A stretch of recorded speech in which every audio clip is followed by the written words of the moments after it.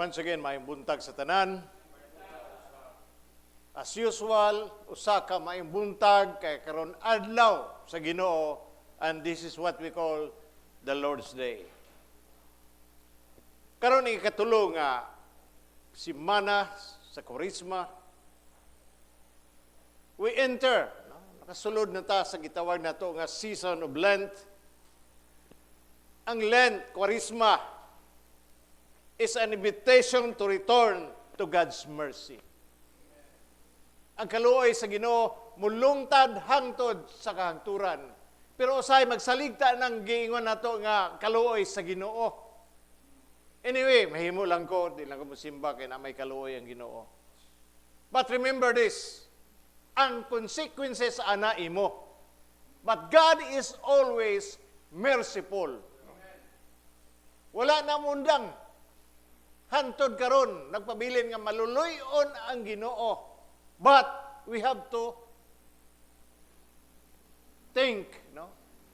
Ayaw tintala ang Ginoo.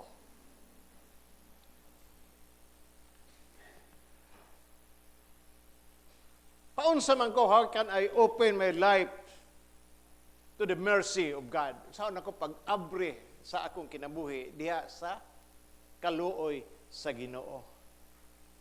Atong pangutanon ng atong kaugalingon, we ask ourselves, how to be merciful because God is merciful. In Psalms 51 verse 1, nag-ingon, O Diyos, kalooy in taon ako, tungod sa gugma mong walay paglubad. Papasa ang akong mga sala tungod sa dako mong kalooy. Papasa. Heartily kung ato na inginon, di na magdumili ang Ginoo sa pagpapas sa atong mga sala. Kaya ang kalooy mulungtad hangtod sa kahangturan. Ang panahon sa Kwaresma,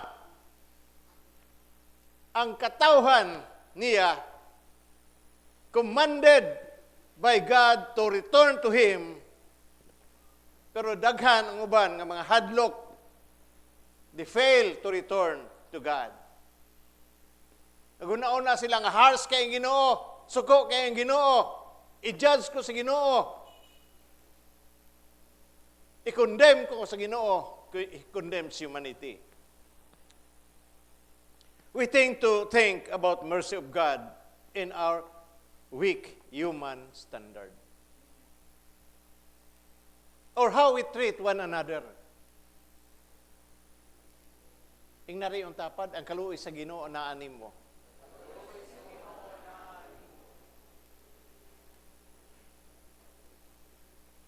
Daghang kay tag mabasang ng scriptures.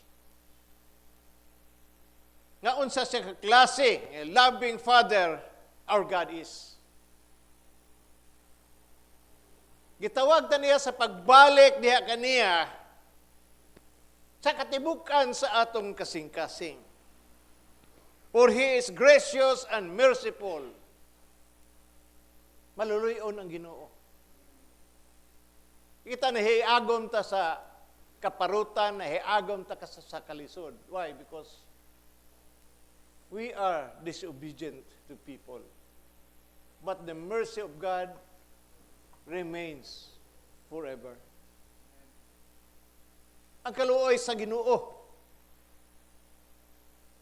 calling us to return to Him with our whole heart, for He is gracious and merciful is He. God is slow to anger, rich in kindness, unrelenting in punishment. Sa mag-aobserbata ni ini ang gitawag na to nga Kwaresma, maghahatag taog arms, hatag taog limos sa mga pobre, praying and fasting were important discipline according to the Bible.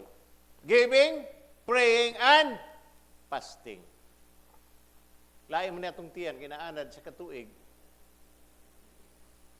Di galing snack, magrambol ang tiyan. Labi na di makakaon.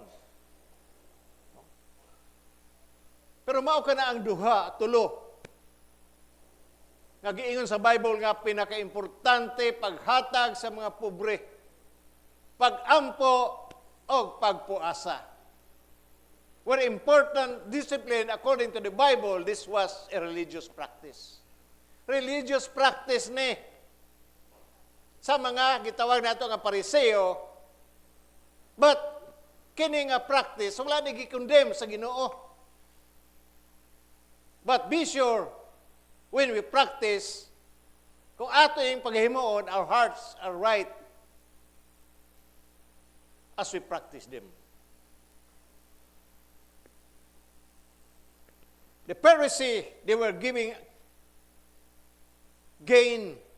favor with God and attention to men. Ang mga Pariseo, naghatag sila og alms, gain favor with God, nagpuasa sila para makuha nila ang attention sa Ginoo, but their motive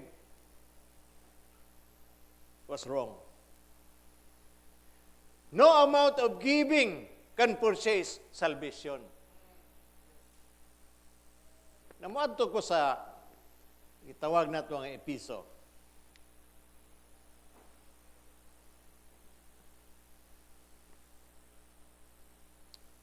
Ephesians chapter 2. Kung ano nga, permanente nato ni, basing nalimot na mo ani. Verse 8 and 9. Kay pinaagi sa pagtuo na luwas kamo tungod sa grasya sa Dios, dili kini inyong buhat kun dili gasa sa Dios. Busa walay makapasigarbo nini sanglit dili man kini bunga sa inyong paningkamot. Naluwas ta pinaagi sa grasya sa Dios. Dili para sa atong paningkamot. Nga dako kayo og tithes sa kong gihatag. Kanang puste diha tulo ka buok ako na. Dili na makadala kanato sa gingharian sa Dios nga makadawat ta sa iyang kaluwasan. But first, in John chapter 3, verse 3, except a man be born again, he cannot see the kingdom of God. Kinahanglan nga ma-born again na, dili na relihiyon, kundi atong gidawat si Jesucristo nga personal og manluluwas og Dios sa atong kinabuhi. Agon nagkaroon ta og relasyon sa Ginoo sa atong tagsa-tagsa ka kinabuhi. Amin ba ta ana? Kung wala ka sigurado nga maluwas ka pa, tulog na lang diha. Mao na usahay nga mo adto ta sa simbahan, usahay bilasyon ta, katugon ta. Siguraduhon nga na siya nga pikuton gani imong mata. Para dili ka maka bantay. Salvation is a gift. Magtawag kog altar call karon. Basing na pa'y mga tao diri nga wala ninyo madawat si Kristo manluluwas sa Diyos. Romans 10:9, if you confess the Lord Jesus in your heart and believe that God raised Jesus from the dead, you will be saved. True confession. Amin ba ta ana? Kung wala mo confession, not it is time for you. Agad usay, di mo kasabot kung usang gibasa sa Bible. Why? Because ang imong huna-huna gibutahan na sa yawa. Makuha lang na kung naatay maayo nga relasyon diya sa Ginoo. Ato na kanunay hinumduman, our relationship with God is so important for us. Miski makawindang-windang imong kinabuhi, kinaka may relasyon sa Ginoo, makadumdum gyud ka sa Ginoo. Pero sa usahay ang atong kagahig ulo, mo'y dili mo kuan ang mga butanga. Now, in Matthew chapter 6,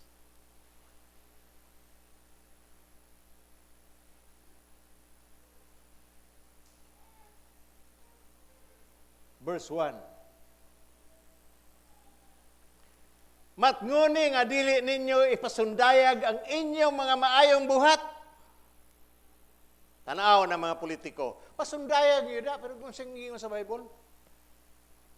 Matnguni nga dili ninyo ipasundayag ang inyong mga maayong buhat, kung ingnon ninyo iana, dili kamo makadawat sa ganti nga gikan sa inyong amahan nga ato sa langit. Matnguni nga dili ninyo ipasundayag. Sabtan ba na ito pagayo?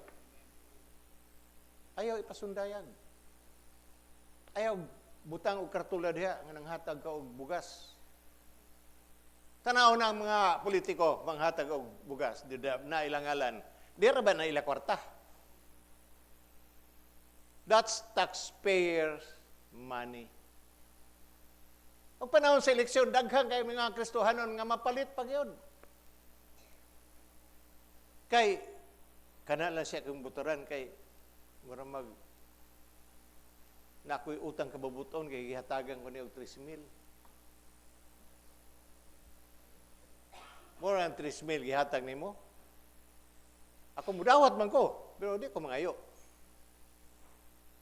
Di na para sa uban diha, amot ka nabatayan nga pag naay mudagan nga motor hunong dayon, gubot dayon, mga maningod.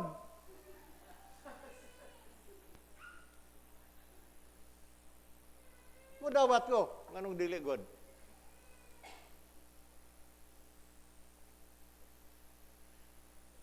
Ayaw pa ngayo. Palista lang na ako gusto rin mong lista, left and right.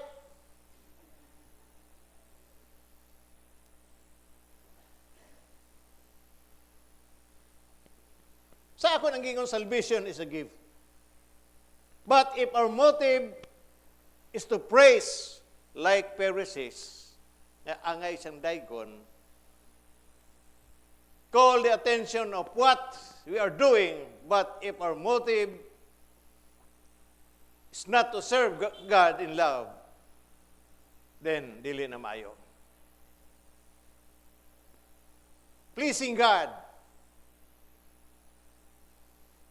pag please sa Ginoo sa atong tagsatag sa kinabuhi. I know it's hard, but we try our best to do things. Okay. Ang atong matao sahay, bisag ani gilaw-law. Tanaw ang hingog during election, bibo kay mo pista. Bibo ang merkado. Wa ka mangayo accept it, but ayaw mo padikta kung sa inyong butaran. Ihatag man na nila, itong dawaton. Pero ayaw pagsunod-sunod din. Ako, uy, nagkapay naman ko sa lista, ano man mo hatag? Makig-away pa. Usahay na pa, taga-simbahan nga mag-iaway. Tungod lang sa kwarta nga lumalabay.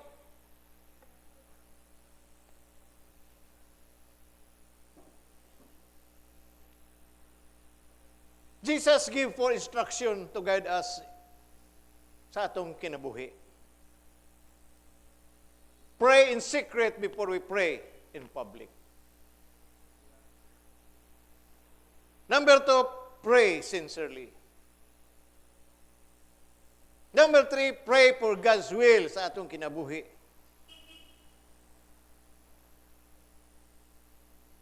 Number 4, having forgiving spirit towards other. Kanang magpasaylo kita. Ato bining nauna-unaan. Have you prayed about it much as you have talked about it? Sa mga Kristohanon, daghan lang ta ka istorya. Kun destructive kay ang kalibutan gyud karon. Duterte, Marcos, ang Amerika mo gihapon. Pero arang-arang lang to sila kay isog man to ila presidente. Morally, si Trump, isa ra ang duha ang CR. Babae o lalaki ra. Kung transgender ka, basig to ka dito sa langit, dito ka lang ka manghihi.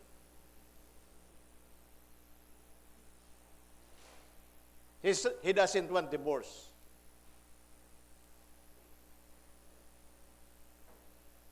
nag-ingon pa siya nga duha ra ka klase ang lalaki, ang mga tao, babae o lalaki. O daghang kay mga suko ana. LGBT plus cube, suko gyud sila ana. Wa makay mihimo kay musukol man. Ya gamay ra man nga bahin sa Amerika, dili man na sila daghan. Nidaog si Trump 80% sa population sa voters nakuha niya. Nakuha pa gid niya ang Congress, nakuha pa gid niya ang Senate, nakuha pa gid niya ang White House. Nakuha pa gid niya electoral unpopular vote iya paghihapon. Kung unsa ang iyang gisaad sa mga tao, iya nang gituman. Deport illegal alien. Gi-deport mga kriminal. Pero hinahinay, that's 14 million sa man ani mo pag kuan niya. Napay uban pa parte nga dili nila gusto nga pahawaon ang mga kriminal, mga rapist. Ada isang sugot. Karga sa eroplano dahil uli dito sa ila.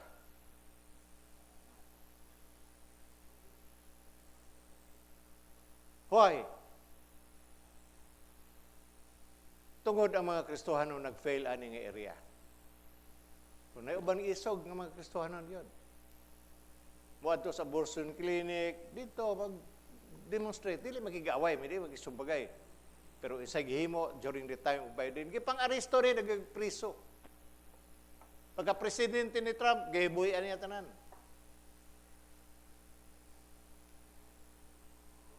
But for us Christians, we must pray. Ang kalooy sa Ginoo mulungtad hangtod sa kahangturan. Amen bataana. Dili ta mahadlok. Dili sa nato abusaran ang kalooy sa Ginoo. Permanente man na. But the consequences kadili ta magbali-bali ato mahiga agom, pero ang kalooy sa Ginoo mulungtad hangtod sa kahangturan.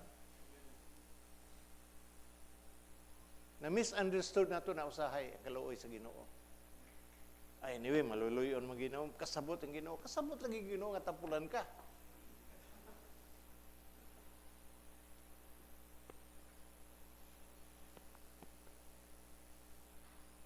Relasyon nato sa Ginoo is so important for us.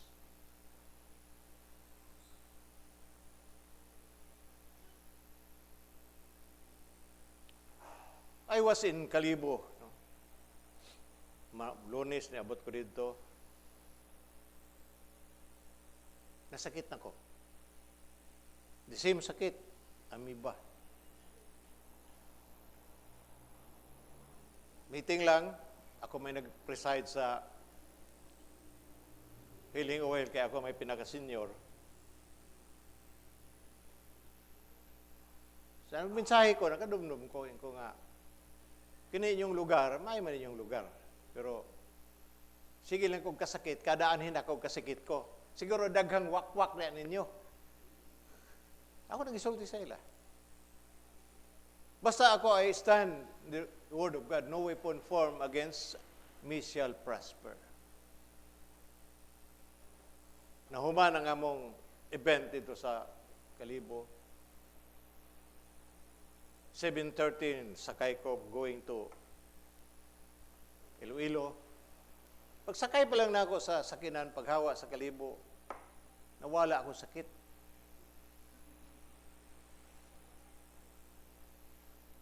Naguna-una ko, otro balik, ato ko Kalibo. Banon ko ng duha.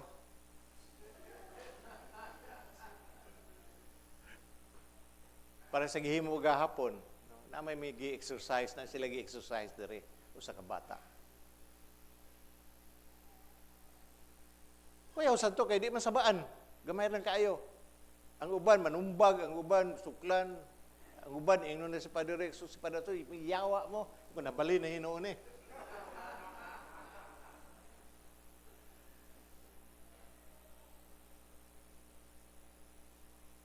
But the mercy of God endures forever. Kung naunaan na ni Hipermikat, maluluyon kanunay ang Ginoo. Dili mo silot ang Ginoo. He allows sometimes sa pagsilot na to because of wrongdoing. There is no protection nga ikuan sa Ginoo sa ato. And we are really prone to that area. But kinahanglan ta nga natay maayo nga relasyon sa Ginoo. Primero biyan ako pag born again, naghanggo kay pangayo sa Ginoo, tubag ang Ginoo. Wa ba mo ka-observe na? Tubag ang Ginoo. Pero sa dihang nag-mature ka na, kano di man nimo tubag ang Ginoo? God wants us to use our faith. Mag-develop ang atong pagtuo, dili kay permanente lang ka bunsay. We have to develop that faith in our lives. Pero kung mabago ka pang born again, nangahay kong motor, gitagaan ko sa Ginoo. Pero pag daan na di ako, may pag-4 wheels akong gipangayo. Paano, human na. Kasi maghuna-una ta. Amin ba ta na? Always be reminded that God is a merciful God. Amen ba mo, anak? Yang iyong tanan sa pagpanindog,